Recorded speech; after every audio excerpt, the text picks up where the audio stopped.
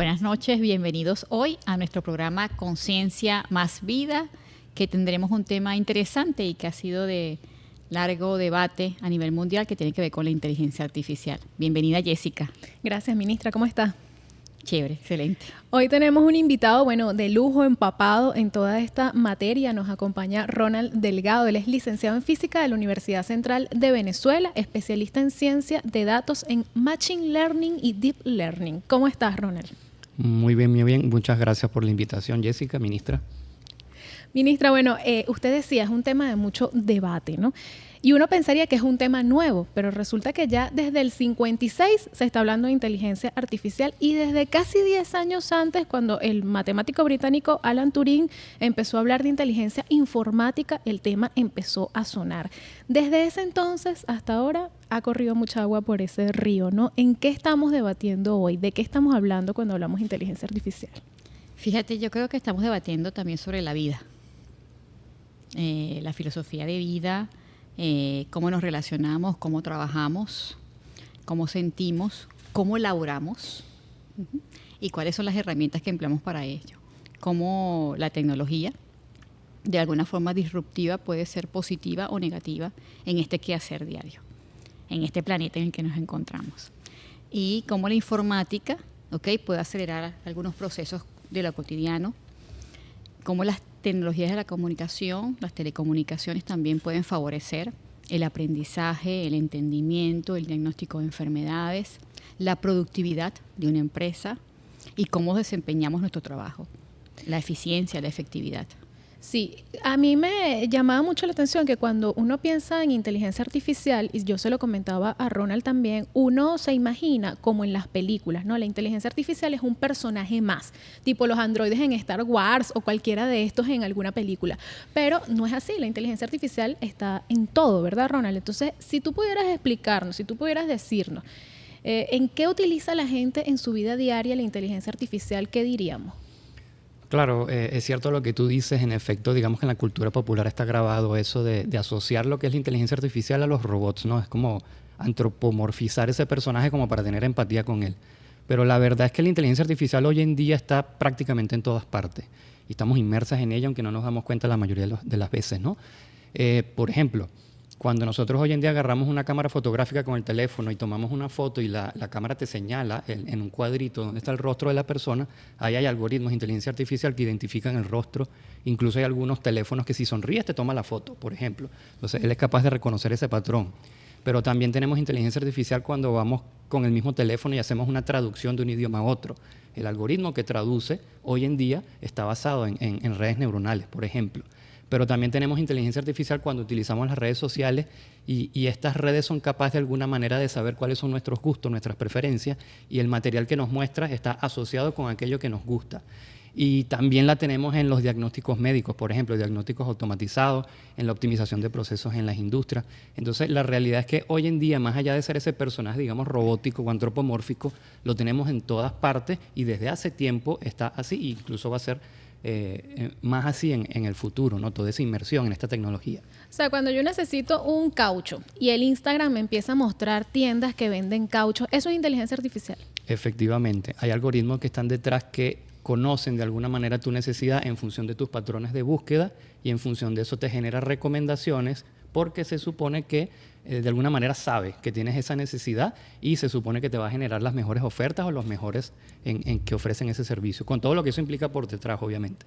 Ahora, hay todo un debate con esto, ¿no? La ministra lo decía presentando el podcast. Hay gente que cree que esto es la revolución tecnológica de toda la humanidad, o sea, es lo más abismal que estamos viviendo, pero hay otros que te dicen que, que esto es un peligro, incluso para la existencia misma, ¿no? O sea, se cuestiona mucho. Si fuéramos a hablar de las cosas positivas de la inteligencia artificial, que nos ha traído la inteligencia artificial, ¿qué podríamos decir?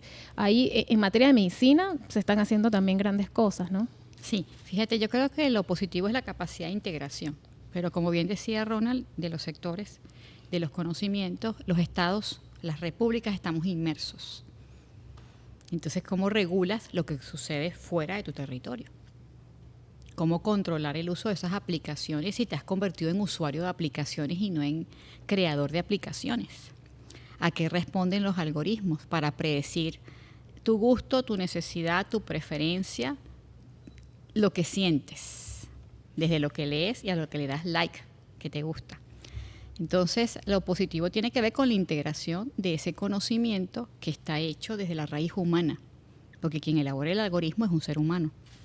Si este individuo tiene sesgos, producto de su modelo educativo, de su modelo social, de su política, de su concepción filosófica, el algoritmo va a reproducir los mismos sesgos. Entonces, la gente también discute sobre conciencia artificial. Si esta herramienta de inteligencia artificial a la que estamos dando tantas atribuciones que son, entre comillas, humanas, tiene el nivel de elevarse posteriormente a una conciencia artificial. Y lo que hace más majestuoso al ser humano es el acto de la conciencia, de la racionalidad. Entonces, cuando vemos las herramientas de medicina, yo me quedo seducida por ellas. Tú logras tener un resonador en donde la gente entra a hacerse quizás una imagen del cerebro y sin que el computador sepa que tú eres mujer o que yo soy mujer, él simplemente con el registro de tus imágenes cerebrales coloca probablemente tu edad y tu sexo. Entonces ya no logras tener un técnico allí para que haga este trabajo, sino que lo hace la máquina. Entonces tú dices, bueno, pero puede perfeccionar los diagnósticos, Gabriela. Puede irse a esa gran base de datos y poder ver en ese registro de imágenes, en esa gran galería de imágenes, en esa arquitectura de imágenes, qué enfermedades puede haber. Sí, probablemente sí, pero al final quien debe diagnosticar y quien debe acompañar la asistencia de la salud debe ser un profesional de la salud, un médico o una mujer que tenga la conexión humana para decirte que tienes una enfermedad y hacia dónde debe caminar tu tratamiento. Aunque la herramienta lo asista y que no sustituya la extraordinaria experiencia de vivir como humanos. Entonces, nosotros los de la tecnología estamos fascinados con lo que está ocurriendo con la inteligencia artificial, pero yo te diría a ti, y ahora te hago yo la pregunta, ¿cómo hacer periodismo con la inteligencia artificial? Si nosotros queremos que un periodista desde la ética, desde la evaluación, desde la conciencia, desde el pensamiento, la racionalidad, pueda relatar una noticia o pueda contarnos sobre un hecho, y que luego nosotros los lectores podamos emitir nuestro juicio. Si dejamos que eso solo lo haga la herramienta de la inteligencia artificial, ¿dónde está la belleza de tu pensamiento como periodista? Sí, eso es interesante porque eso fue un gran debate, ¿no? Incluso decir, bueno, ahora todos vamos a quedar desempleados porque tú le dices que escribir, le describes un poquito el escenario y vas a saber hacerte las notas y no quedan igual. O sea, es una gran herramienta, uno lo puede utilizar, pero no tiene esa fibra humana que uno le puede colocar a un texto, a una creación, ¿no? Entonces, yo creo que son herramientas, pero a mí me llamó mucho la atención de todo lo que estaba leyendo, que hay algunos conocedores del área que plantean que la inteligencia artificial, además de aprender de los datos que le proporcionan los seres humanos, también pueden aprender más allá, o sea, más allá de los datos que se le brinda. Entonces uno queda como un poquito hasta asustado, no sé qué nos dice Ronald, que es el experto. ¿La inteligencia artificial aprende de los datos o puede llegar de los datos que le proporcionamos los seres humanos o puede llegar un poquito más allá? Sí, claro, el asunto está en que, tal como lo mencionaba la ministra, en efecto son algoritmos que están hechos por personas que básicamente lo que tienen es la cualidad de aprender de los datos que se le ofrezcan como datos de entrada. ¿Qué es lo que ocurre? Que digamos que todos son constructos matemáticos que básicamente lo que hacen es, en todo ese conjunto de datos son capaces de reconocer patrones y digamos son capaces de modelar lo que es el comportamiento intrínseco de esos datos, siempre y cuando esa información o ese fenómeno esté dentro de esos datos. Una vez que ya tienes ese fenómeno, digamos, mapeado por estos algoritmos, ellos son capaces de, con datos nuevos, generarte una predicción o generarte una información que está, digamos, inferida de los datos, pero que al fin y al cabo responde de los patrones que existan en estos datos. Si, en efecto, los datos no están bien construidos y se le ofrecen datos que están sesgados por defecto, el algoritmo te va a generar sesgos por defecto. Por eso la importancia de que esa construcción de esos datos, de la manera como se entrenan esos algoritmos, se haga de una manera correcta y se haga de una manera responsable, porque al fin y al cabo van a reproducir esos comportamientos. O sea, la importancia también de quien construye, porque por ejemplo yo leía que con todo esto del reconocimiento biométrico también hay unas cuestiones raciales, discriminación a la mujer muy duras, ¿no? Entonces se le echa la culpa a la inteligencia artificial, pero eso está siendo construido por un humano que es el que está colocando allí esos sesgos, ¿no? Efectivamente, sí, tiene mucho que ver con el conjunto de datos que se le da. Si el dato está sesgado, el algoritmo, por muy inteligente que sea, va a sesgar el resultado. Por eso tampoco podemos decirle no a la inteligencia artificial, más bien uno tiene que montarse en esa ola, ¿no? Sí, definitivamente. Fíjate, el año pasado en un encuentro que hicimos de Mujeres y Ciencia en la UNESCO, el 18% del personal que labora hoy en los espacios donde se desarrollan herramientas de inteligencia artificial son mujeres. Hay una brecha. Claro, bastante. En la incorporación del espacio productivo de la mujer en materia de las tecnologías de la información y todo lo que tiene que ver con Machine Learning e inteligencia artificial, y a qué responde esos códigos. ¿Cuál es la práctica ética de esos hombres, que son más del 80% de los que desarrollan hoy las herramientas de inteligencia artificial? La lingüística es importante porque el algoritmo recibe un mensaje lingüístico. Entonces tienes que tener operadores de lingüística. Entonces los vocablos y los lenguajes que no son de gran dominio en el planeta, sino que representan a pequeños grupos culturales donde quedan reflejados. Igual las bases filosóficas, la estética de los pueblos, su verdad, su propuesta de vida. Entonces ahí te dejo más o menos esa cifra. Solo el 18% participan mujeres. A nivel nacional y a nivel mundial se estima que para el 2030 12 millones de personas hayan perdido su empleo solo por la inteligencia artificial, que puede ser sustituida por estos algoritmos para hacer una contabilidad o para narrar un cuento, para escribir un cuento sencillo. Y para el 2050 se estiman unas 300 millones de personas. ¿Qué significa eso? Que vas a perfeccionar el trabajo con herramientas tecnológicas. Y así ha ocurrido a lo largo de la humanidad. La máquina de vapor. La revolución industrial. La revolución industrial. Ahorita podemos hablar de la biotecnología, etcétera, etcétera, la nanotecnología. Y lo que le pretende el hombre cuando hace ciencia es que su desarrollo sirva a la humanidad. En ese ejercicio del servicio hay una carga ética fundamental. Entonces, no puedes regular lo que sucede afuera, pero sí puedes regular lo que sucede en el país. Entonces, construir nosotros un andamiaje de formación, de conciencia, de pensamiento, de qué significa usar estas herramientas de inteligencia artificial. Laura lo explicó perfectamente. Cuando estás usando el teléfono Android, estás usando herramientas de inteligencia artificial. Lo que te está pasando en tus redes sociales no es que él te lee la mente, es que puede predecir, porque ya tú has colocado algunos datos tuyos.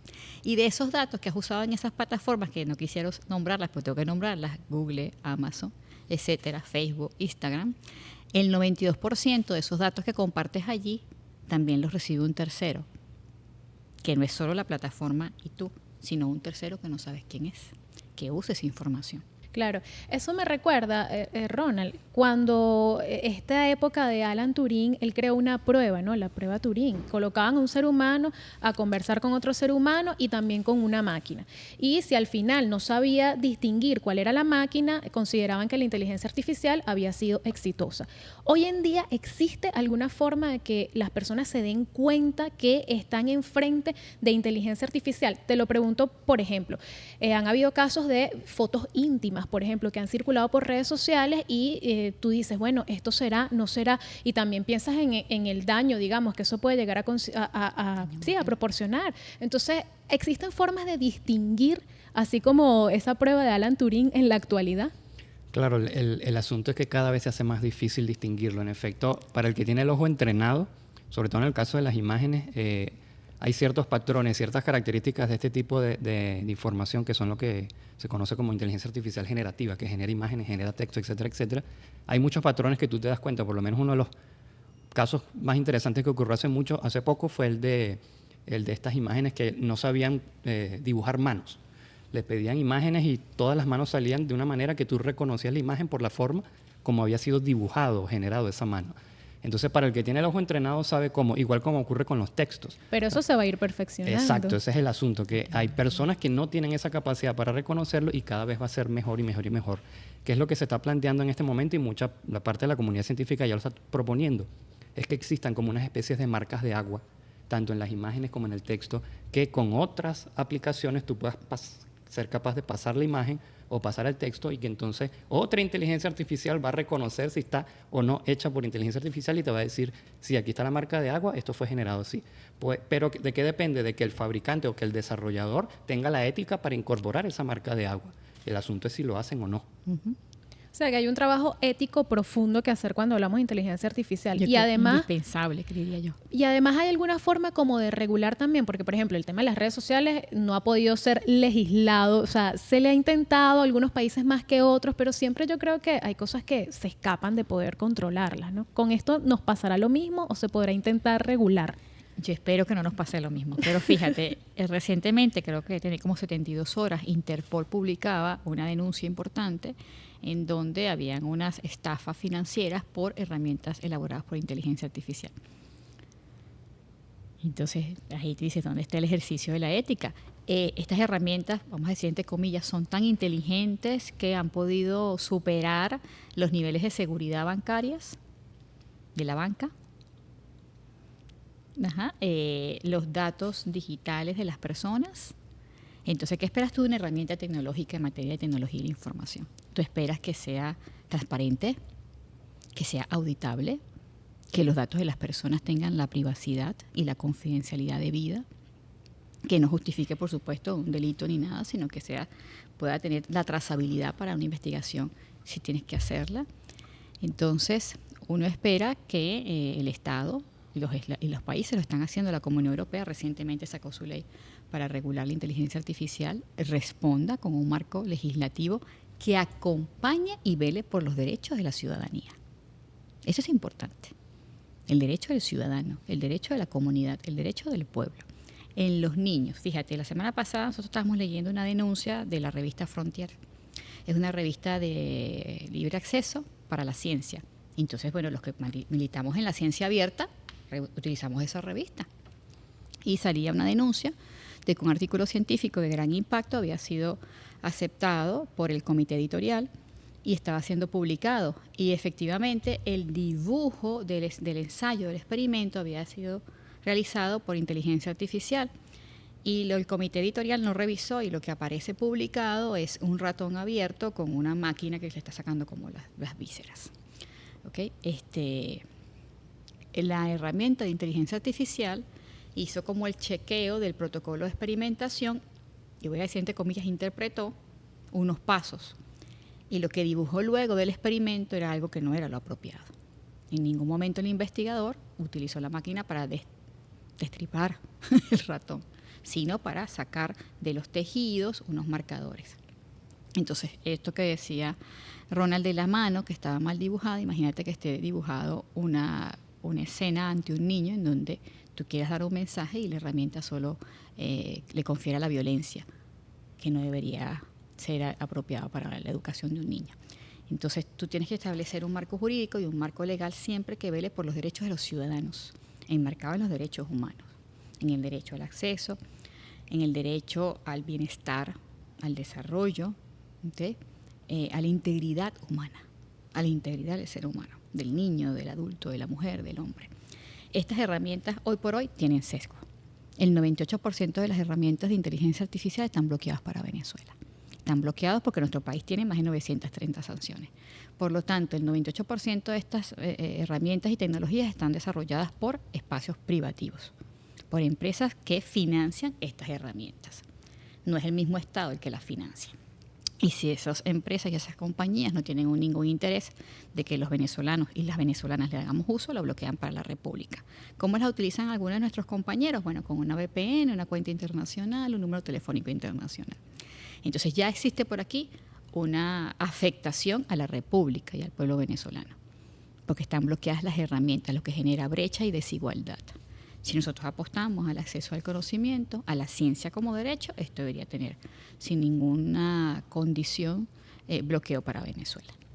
Y nosotros poder aprender de estos errores, de estas potencialidades, crear nuestras propias herramientas de inteligencia artificial. El ABAE lo hace, Ronald está trabajando en plataformas de inteligencia artificial, la unidad de transformación digital del Ministerio lo está haciendo, pero nuestra idea es que responda a la necesidad del pueblo. Es decir, podríamos decir que con esto está ocurriendo, así como pasó con el software, el hardware, todo esto que terminó quedando en manos de unas pocas empresas, compañías, o está habiendo un acceso un poquito mayor, pero Venezuela por condiciones de bloqueo no está, o sea, no puede llegar allí.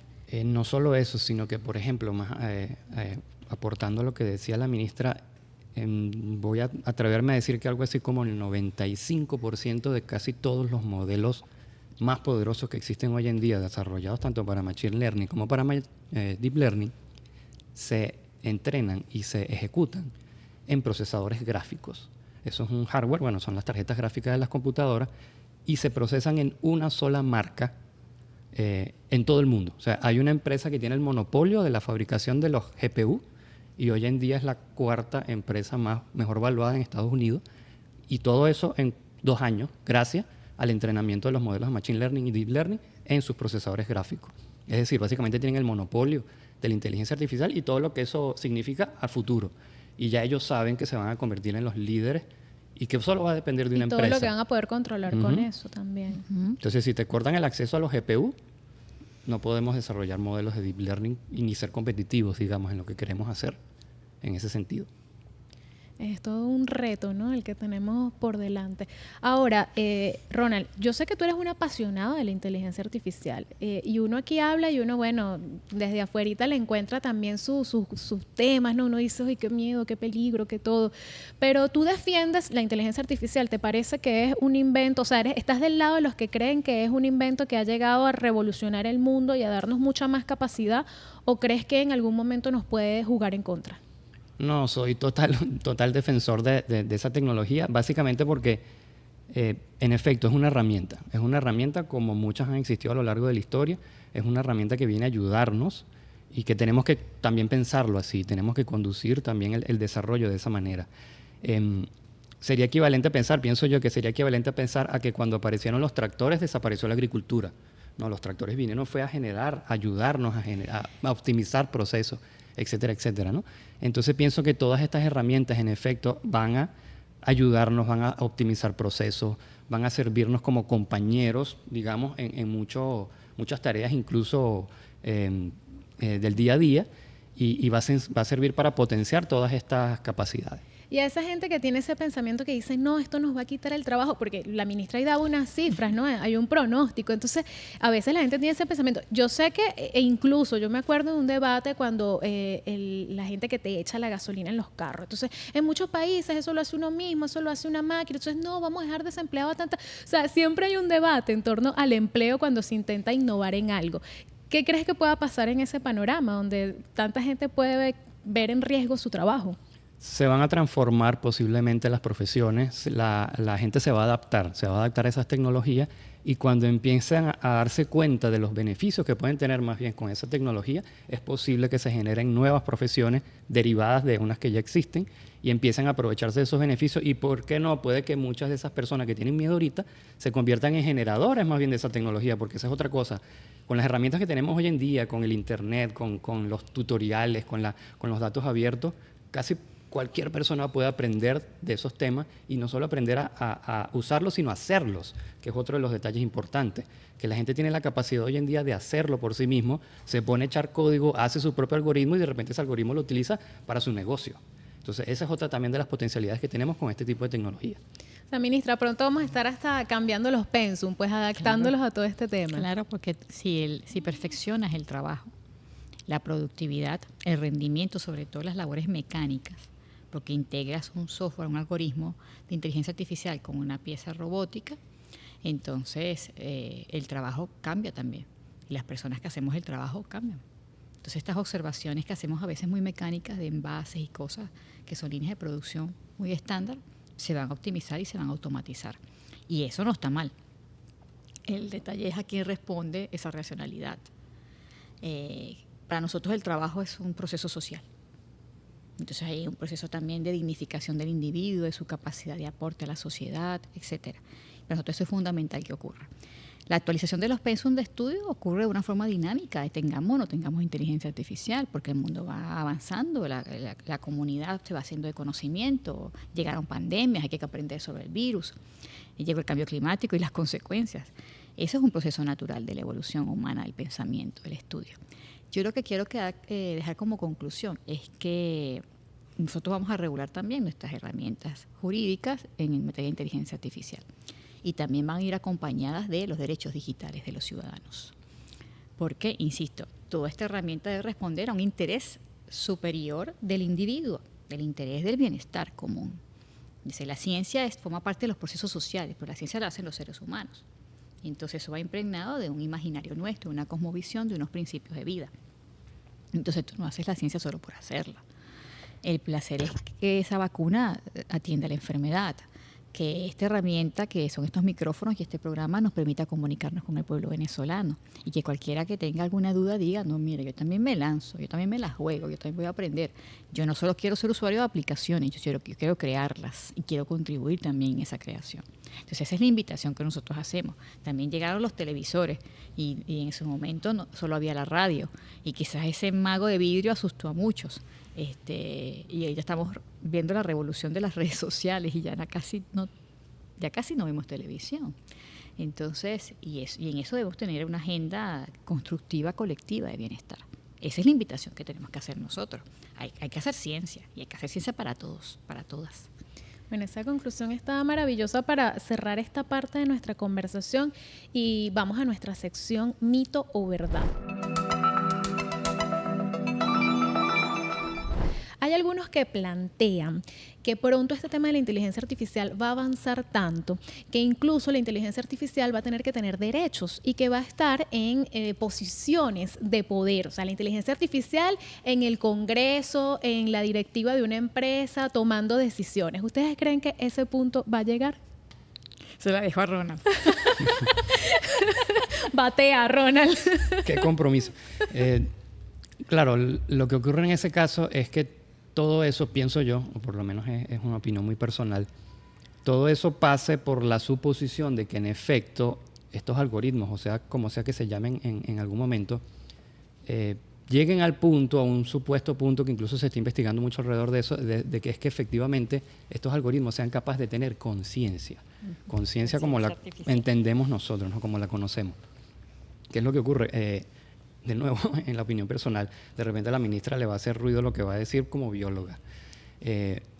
Yo tengo la creencia, es una creencia porque no tengo pruebas para comprobarlo, pero yo pienso que en el caso de los seres humanos en el caso biológico, la conciencia es un fenómeno emergente. Es decir, cuando las neuronas, cuando el cerebro, cuando las células encargadas alcanzan un nivel de complejidad y de paralelismo lo suficientemente complejo, pienso yo que la conciencia surge de manera espontánea, lo que se conoce como fenómeno emergente. Yo creo que en algún momento, cuando los semiconductores se desarrollen lo suficiente y cuando alcancen el mismo paralelismo y el mismo nivel de complejidad, es posible que de aquí a unos X cantidad de años estas máquinas también puedan o se pueda producir este fenómeno emergente y podamos tener algún tipo de conciencia, que no quiere decir que va a ser igual a la nuestra. Y quizás en ese entonces sí, quizás pueden ocurrir ese tipo de cosas. Falta muchísimo tiempo para eso. Estoy seguro que falta muchísimo si es que eso llega a ocurrir. Y si ocurre, puede que no sea una conciencia igual a la de nosotros ni una inteligencia como la de nosotros.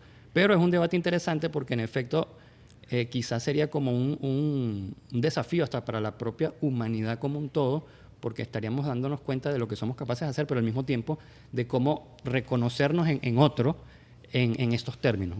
De nuevo, quizás muy arrojada la idea, pero sí es una creencia que creo que eventualmente va a ocurrir.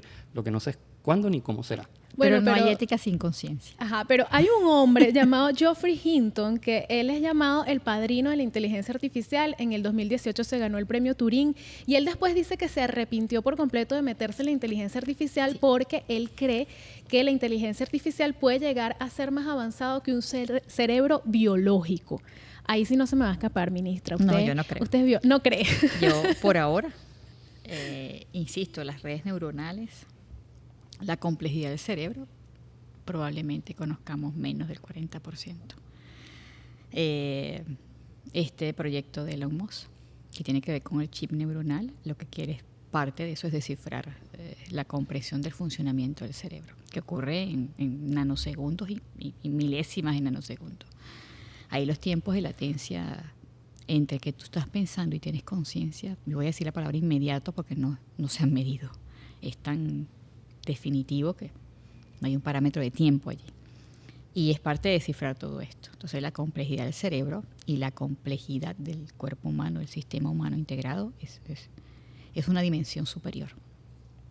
Y para mí, insisto, no hay ética sin conciencia, por lo tanto, el acto de conciencia responde a una carga ética de pensamiento, de vida. Entonces, dejárselo solo a las máquinas, yo creo que me quedo con el concepto de conciencia artificial, que por unos preceptos la máquina entonces toma algo que estaría favorecido por el comportamiento. Ajá. Ok, vamos a nuestra sección más noticiosa. Ministra, comentar 3 noticias importantes de esta semana. Tenemos que se está promoviendo la creación de núcleos de robótica educativa en Miranda. Creo haber escuchado que se va a tener allí uno de los más grandes. Sí, se está trabajando, e inclusive Rona nos ha acompañado desde la BAE a perfeccionar nuestro proyecto de robótica educativa, de formación, de cuáles son los algoritmos y los programas que estamos usando para robótica. Ya estamos trabajando con 2 lenguajes de programación porque queremos que nuestros niños, nuestros jóvenes, nuestras niñas también manejen herramientas y sean creadores de aplicaciones que desarrollen sus prototipos y sus propuestas. Ofrecieron conferencia Ciencia para la Industrialización en sede de la ELAN en Caracas. ¿Cómo es eso, Ciencia para la Industrialización? Eso fue con el doctor Yulet, que es el rector de la Universidad de Austin en Ankara, Turquía.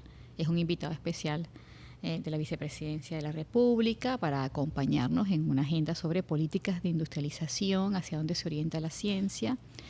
No conversamos sobre inteligencia artificial, conversamos sobre los modelos de la triple hélice, que tienen que ver con la ciencia, los centros de investigación, las universidades y las industrias. Y nosotros le planteamos al rector que en nuestro marco jurídico y en nuestra propuesta de proyecto de país tenemos 4 hélices.